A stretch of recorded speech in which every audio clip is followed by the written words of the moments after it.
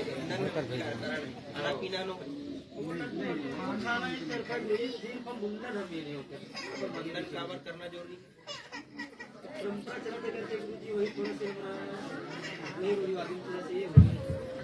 रूढ़िवादी परंपरा में नहीं चलना है ना कि भाई जो हमारी संस्कृति है सतनाम के ओमा हमला चलना चाहिए। यदि मुंडन करना जरूरी है कहा थे तो काबर करना है इसे पूछथन तो जैसे ये बताइए कि छूत ला जब तक नहीं उतारबे तब तक हमारे भोजन कैसे करबो तोर घर तो कौन से छूत छुआछूत के बाद कहाँ से आके सतनाम में छुआछूत के तो भेदभाव ही नहीं होता और छुआछूत वाले जैसे कोई भाव सतनाम के अंतर्गत हुआ ही नहीं। दूसरा जी यदि छूत के बात किए जाते हैं तो भाई पुरुष के बाल सिर में जब है सिर के बाल न बस उतारना है शरीर के हर अंग में बाल है फिर सब छूत हो गए सब न उतारो और नहीं तो पुरुष अशुद्ध है तो भाई महिला भी अशुद्ध हो गए तो बाल न उतारो है कि नहीं। तो ये सब एक रूढ़िवादी परंपरा है ऐसे कोई बात नहीं है एक पीछे कोई लॉजिक नहीं है न कोई प्रकार के सिद्धांत नहीं। ये जो है हमारे सतनाम की संस्कृति भी नहीं है हमारे कुल परिवार में हमारे गुरु वंशज है ना हमरो घर परिवार में एक मनुष्य के रूप में है आज हमरो घर में आज जीवित है तो कल हमला भी जाना है लेकिन आज तक के इतिहास में हमारे घर में कभी किसी की जो है इस तरह से सतलोकी वो हुए हैं तो कभी किसी के मुंडन हुए नहीं है न कभी हमन करण ना समाज में इस प्रकार के करने की जरूरत होना चाहिए। ये जो है एक रूढ़िवादी परंपरा है। दूसरा बात ये होता है कि कोई यहाँ पे नहावन करने की परंपरा नहीं ये दिन माटी दे जाते माटी दे परंपरा है समाज के अंदर माटी देना है और माटी दे वही दिन हमला स्नान करके आना है और अलावा किसी दिन हमला ऐसे रोड में पैदल चले की कोई जरूरत नहीं। ये दिन खाना पीना करना है खाना पीना के बाद तो बहुत बड़े बात नहीं है कोई नीति नियम गांव में लड्डू सुहारी तो इस प्रकार से मालपुआ एक खवाना ये सब गलत बात है। तो मृत्यु भोज या जग ये सब कार्यक्रम करना जो है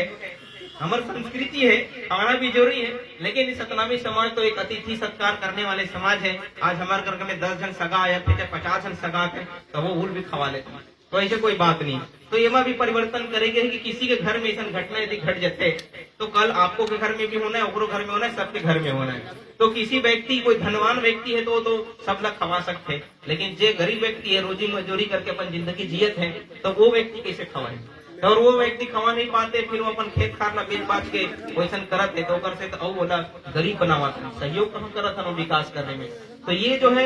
इस तरह के परंपरा नहीं होना चाहिए। नीति नियम ऐसा होना चाहिए जेकर से समाज का सहयोग मिले लाभ मिले हमारे परिवार के बच्चा और आर्थिक तौर पर संपन्न हो सके आगे बढ़ सके। इस प्रकार के परिवर्तन करते हुए हमारी संस्कृति भी रहना चाहिए और हमारे ये जो है किसी को नुकसान नहीं होना चाहिए। ये बात का ध्यान में रखते हुए गाँव में नियम में परिवर्तन लाए गए हैं कि जेकर घर में जो घटना घटे कोई बात नहीं है जेकर घर में घटना घटे हैं जे दिन हम पंचायती करके बैठबो ओकर विषय में कि आगे क्या करना है और खाना पीना कौन दिन हुई कैसे हुई एक ऊपर चर्चा करबो वो दिन जेकर घर में घटना घटे हैं वही व्यक्ति ओकर परिवार के मुखिया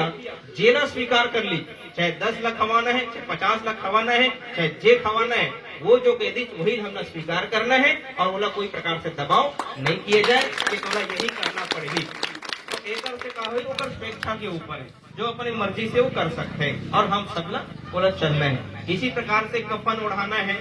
जो है मृत्यु को जो होते दिमाग हर घर से फिर कपड़ा लेकर के आते हैं उड़ाते हैं इस प्रकार से ओला भी क्या होते ओला सिर्फ जला देते नष्ट हो जाते कोई लाभ मिले नहीं। तो वो में भी परिवर्तन लाए जाते कि जो खून के रिश्ता है वो में कपड़े की भी आवश्यकता पड़ते है तो 2 4 10 कपड़े भी होना चाहिए। लेकिन जितने भी संत समाज और सगा संबंधी उपस्थित होते हैं तो वही जो पैसा से जो 10 20 50 100 200 के लिए जो कपड़ा खरीदे हैं ओकर बजाय वही पैसा वह दान के रूप में आरती के थाली में चढ़वा दे दिया एक से ओकर जो समाज के सहयोग भी मिले आर्थिक रूप से वो व्यक्ति ने मदद मिले और जो भी समाज के कल्याण में भी वो काम आ सकते हैं। इस प्रकार के परिवर्तन करे जाते हैं। ऐसे बहुत सारे संस्कृति है आने वाले भविष्य में आप मल्ला ये सब बताए जाए।